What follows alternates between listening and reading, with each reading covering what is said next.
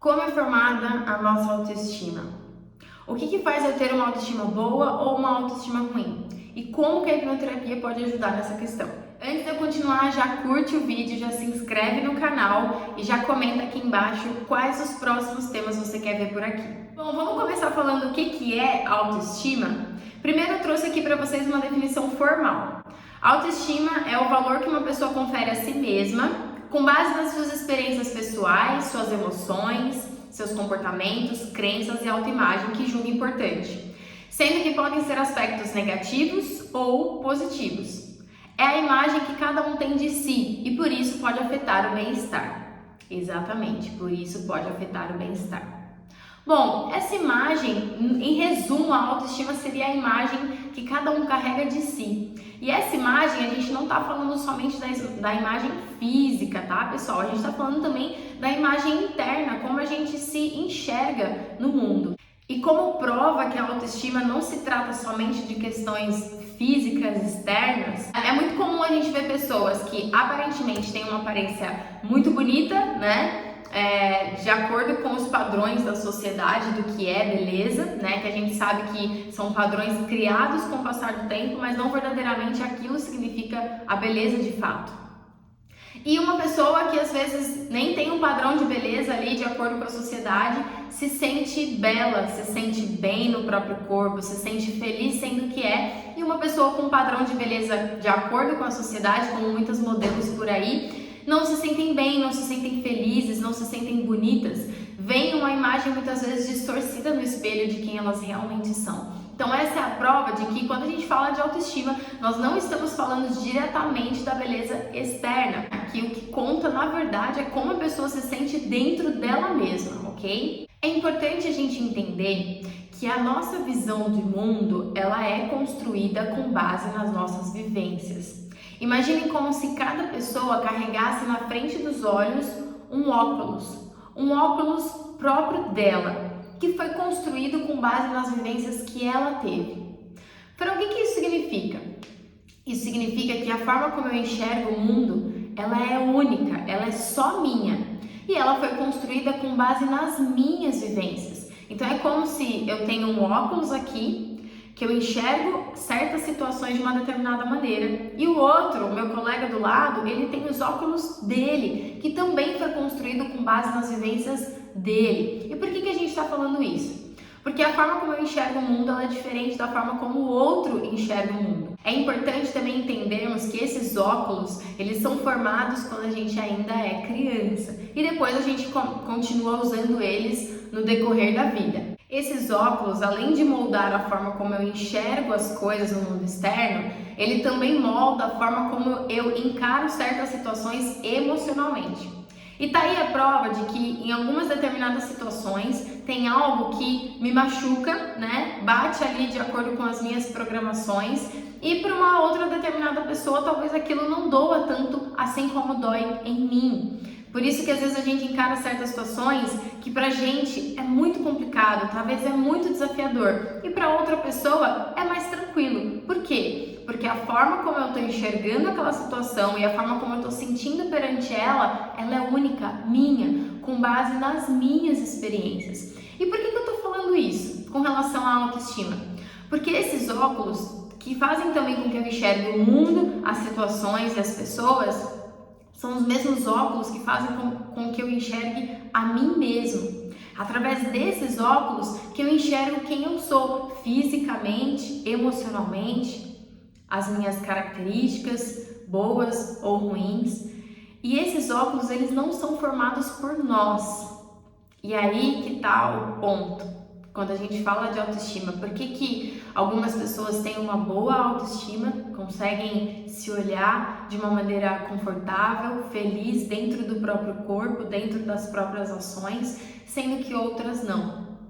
Esses óculos, né, a forma como a gente está enxergando ali a nós mesmos, eles são formados por outras pessoas. Porque imagina que quando a gente é criança, a gente tem uma cabecinha limpa, né, como se fosse uma folha em branco. Então, a gente não sabe o que são as coisas, a gente não sabe o que é o mundo, a gente não sabe o que são as pessoas, as situações, e a gente vai moldando isso com base naquilo que a gente está aprendendo, através da nossa observação, aquilo que a gente está vendo, aquilo que a gente está ouvindo, aquilo que a gente está sentindo fisicamente. É isso que vai moldar a forma como eu vou enxergar. E como eu disse, a forma como eu enxergo a mim mesma. Quais foram as informações que eu fui recebendo, principalmente no período da minha infância, que é quando esses meus óculos eles estão sendo construídos a respeito de mim mesma? Quais foram as palavras de afirmação? Quais foram as palavras de exigências ou talvez de julgamentos que eu fui recebendo nesse período e que foi moldando a forma como eu olhava para mim mesma?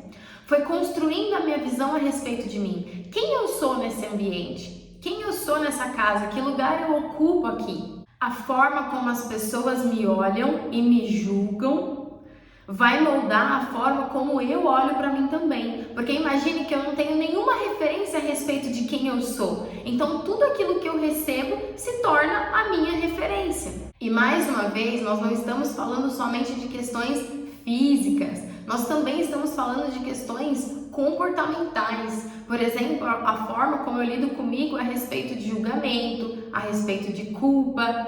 Porque se eu aprendo que eu sou culpada, se eu aprendo que eu preciso me cobrar e me julgar o tempo inteiro, se eu aprendo que eu preciso ser perfeita, é assim que eu vou fazer comigo mesma depois. Porque esse foi o óculos que eu construí para a forma como eu me enxergo no mundo.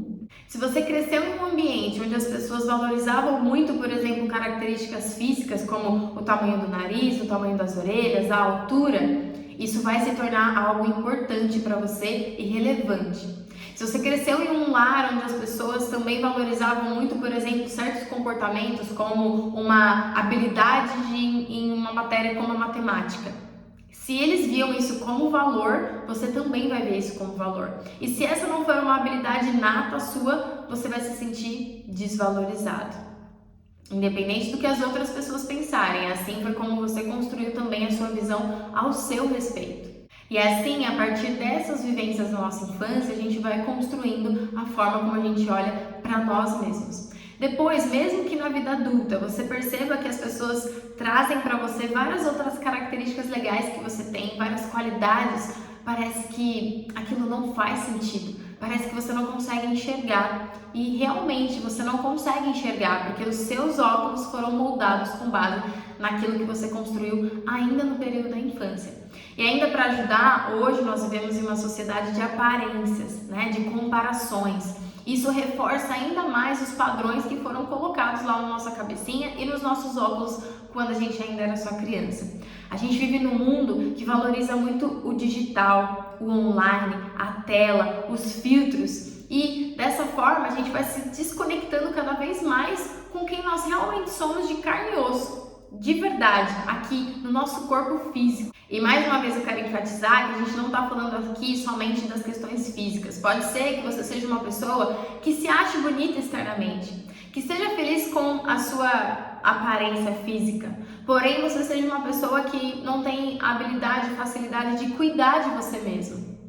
De muitas vezes dizer para as pessoas que você não quer certas coisas ou não aceita certas coisas simplesmente porque você não consegue se valorizar, se colocar muitas vezes em primeiro lugar em certas situações. Essa também é uma forma de você olhar para você de uma maneira distorcida, de uma maneira ruim, né? Se colocando muitas vezes em segundo, em terceiro ou em último plano na vida e sofrendo por causa disso.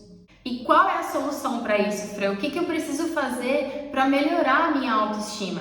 Bom, como a gente falou aqui durante todo o vídeo, essa visão ela foi criada quando você ainda era só uma criança. É necessário a gente olhar para a nossa criança. Eu falo bastante isso lá no Instagram e isso é muito importante. A gente muitas vezes busca essa autoestima, essa mudança no olhar para nós mesmos de uma maneira externamente, né? De forma estética, mudando o nosso cabelo, mudando nossa boca, mudando o nosso nariz, mudando o nosso rosto, mudando o nosso corpo físico, quando na verdade aquela criancinha lá atrás, que foi ensinada a olhar para ela de uma maneira com julgamentos, com culpa, ela continua ali. ela continua ali com aqueles aprendizados usando aqueles óculos. E muitas vezes a gente se vê em uma busca sem fim de mudança na aparência, de mudança no nosso ambiente, e parece que no fim das contas tudo volta a ser da mesma forma. Você se vê novamente não se achando bonita, novamente buscando algum defeito, alguma coisa para consertar, porque aquela criança, ela continua ali, ela ainda continua ali. E ela espera o dia que você vai olhar para ela e vai falar para ela o quanto ela é linda, o quanto ela é incrível, que tudo aquilo que falaram para ela, que construíram ao redor dela, eram percepções daquelas pessoas e não precisa ser dela. Ela pode construir a percepção dela olhando genuinamente para quem ela é em essência e não baseado na construção que as outras pessoas trouxeram para ela. Então é importante você olhar para essa criança. Eu queria convidar agora você para fazer um pequeno exercício de fechar os olhos por alguns segundos. Fechando os olhos, eu quero que você imagine a sua criança aí na sua frente. Uma menininha ou um menininho com mais ou menos 5 anos de idade, 6 anos de idade. Eu quero que você imagine que você vai na direção dessa criança e que você dê um abraço nela. Enquanto você dá esse abraço, diga a ela, eu tô aqui, tá tudo bem. E nessa oportunidade que você tem de falar com essa criança, diga a ela o quanto ela é importante, diga a ela as qualidades que ela tem verdadeiramente, aquilo que você sabe que ela é capaz. Que muitas vezes isso só foi enterrado em algum lugar, mas que você está buscando isso de volta. Abrace a sua criança. Sempre que você quiser, você pode voltar para esse momento, fechando os seus olhos, se concentrando na sua imagem e trazendo essa criança de volta para o seu braço, para o seu colo, acolhendo e amando. Isso é uma forma de você mostrar para ela que você está aí. E agora eu convido você a abrir os olhos novamente.